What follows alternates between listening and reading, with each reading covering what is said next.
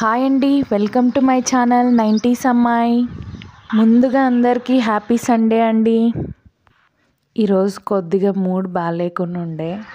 మా ఆయన ఎలాగో నాకన్నా ముందే లేచారనేసి సర్ప్రైజ్ ఇంకా నాకు పిల్లలకు తీసుకొని వచ్చారనమాట. అందరు కాసేపు అలా మేడ మీదకి వెళ్ళి టైం స్పెండ్ చేశాము మాట్లాడుకుంటూ. ఏంటి టీ పెట్టడం కూడా ఒక సర్ప్రైజా అని మీరు అనుకోవచ్చు. బట్ వాళ్ళు మన కోసం టైం ఇవ్వడమే ఒక సర్ప్రైజ్ లాగా ఫీల్ అవుతానండి నేనైతే. అందరికీ ముందైతే నా పేరు చెప్పాలి. నా పేరు హేమ అండి. ఇంట్రడక్షన్ ఇవ్వాలి అనుకుంటున్నాను. ఎలా ఇవ్వాలి ఏంటి అనేది అయితే నాకేం అర్థం అవ్వలేదు. ఎందుకంటే నా గురించి చెప్పుకోవడానికి అంత గొప్పగా కూడా ఏమీ లేదు. నాకు ఆఫ్టర్ ఇంటర్ మ్యారేజ్ అయిపోయిందండి. మా హస్బెండ్ సపోర్ట్తో రెగ్యులర్గా నేను డిగ్రీ కంప్లీట్ చేశాను.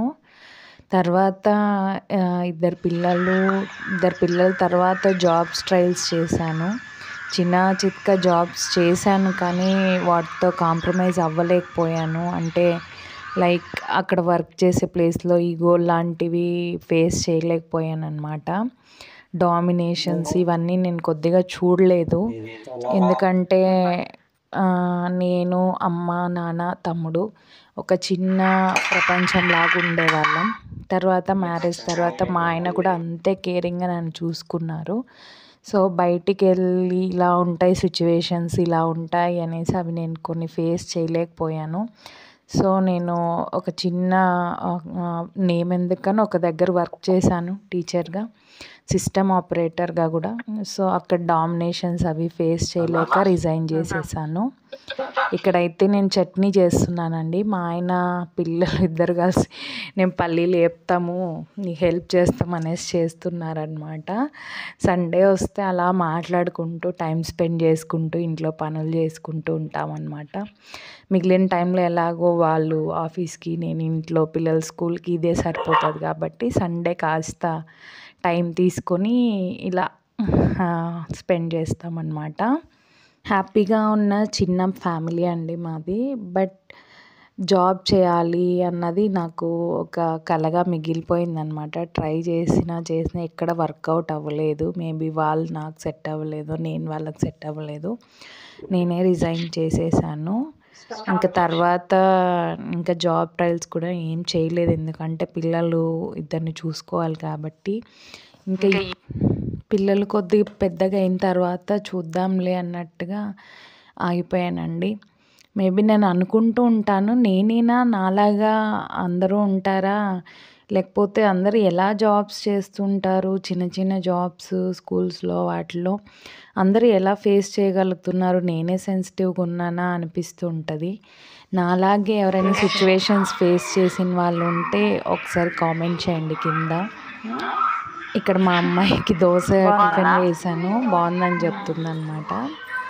బాగుంది చట్నీ అనేసి. కాసేపు ఇంకా టిఫిన్ కంప్లీట్ చేసుకొని ఇలా బయటికి వచ్చి మా స్నూపీతో మాట్లాడుతున్నాం. ఇది మా డాగీ అండి, దాని పేరు వచ్చేసి స్నూపీ. ఇది ఇంకా పుట్టిన బేబీ అప్పుడు తీసుకొచ్చామన్నమాట. ఇప్పుడు దీనికి 1 year. ఇంకా మా ఆయన పిల్లలు వెళ్ళి ఈలోపు చికెన్ తీసుకొచ్చేసారు. ఇక్కడ చికెన్ ప్రిపరేషన్స్ చేస్తున్నాను, నువ్వులు వేయించుతున్నాను అనమాట చికెన్ కోసం. మీరు చికెన్ ఎలా చేసుకుంటారో కింద కామెంట్ చేయండి. నేనైతే ఒక్కొక్కసారి ఒక్కో స్టైల్లో చేస్తాను. గ్రీన్ చికెన్ అని, కొబ్బరి, తర్వాత రెడ్ చికెన్ అని, ఇలా రకరకాలుగా చేస్తూ ఉంటాను. ఇక్కడైతే నేను ట్రెండింగ్ స్టైల్స్ అని ట్రై చేద్దామనేసి ఏవేవో చేస్తున్నాను. ఆనియన్స్ ఇలా పైకి విసిరితే మొక్కలు అవ్వడం, ఇలాంటివన్నీ యూట్యూబ్లో చూస్తున్నాను అనమాట. అవి ఆ రీల్స్ పిచ్చి అంతా, నా పైత్యం అంతా ఇక్కడ చూపిస్తున్నాను. అంతేనండి నా గురించి. ఇది నా చిన్న ప్రపంచం అంతే, ఇంకంతకు మించి ఏం లేదు. నాలాగా ఎంతమంది, నేను అనుకుంటుంటాను చాలామంది నాలాగా డిగ్రీ కంప్లీట్ చేసుకొని జాబుల కోసం హౌస్ వైఫ్స్ లాగా ఉండలేక, జాబ్ చేయలేక, పిల్లల్ని చూసుకోవడానికి జాబ్కి వెళ్ళడానికి టైం సెట్ అవ్వక, బయటికి వెళ్ళినా కొన్ని ఫేస్ చేయలేక ఇలా ఇంటికి అంకితం అయిపోతున్న వాళ్ళు ఉన్నారేమో అనుకుంటూ ఉంటాను నేను. లేకపోతే నేనేనా ఇంత సెన్సిటివ్గా ఉన్నాను అనిపిస్తుంది అప్పుడప్పుడు. ఇక్కడైతే చికెన్ ప్రిపరేషన్ స్టార్ట్ అయిపోయిందండి. చికెన్ వేసేసాను. అల్లం పేస్టు, ఆనియన్, పచ్చిమిర్చి, కరివేపాకు, తర్వాత చికెన్ వేసి ఫ్రై చేస్తున్నాను అనమాట. నెక్స్ట్ ఇందులోకి కొద్దిగా పసుపు, సాల్ట్ వేసి ఫ్రై చేశాను. అన్నట్టు మీకు చెప్పలేదు కదండి, నా డిగ్రీ సైన్స్ గ్రూప్లో ఫినిష్ అయిందనమాట. BZC, botany, zoology, chemistry. నాకు అదేంటో తెలియదు కానీ 7th ఆ క్లాస్ నుంచి నాకు ముందు నుంచి సైన్స్ అంటే చాలా ఇష్టం అండి. అది మ్యాథ్స్ వల్ల వచ్చిన భయం కూడా అవ్వచ్చులేండి. అప్పట్లో తెలియదు కదా, సైన్స్ తీసుకుంటే డాక్టర్ అయిపోవచ్చు అని ఒక ఆలోచన అనమాట. అందువల్ల నేను సైన్స్ గ్రూప్ తీసుకున్నానండి.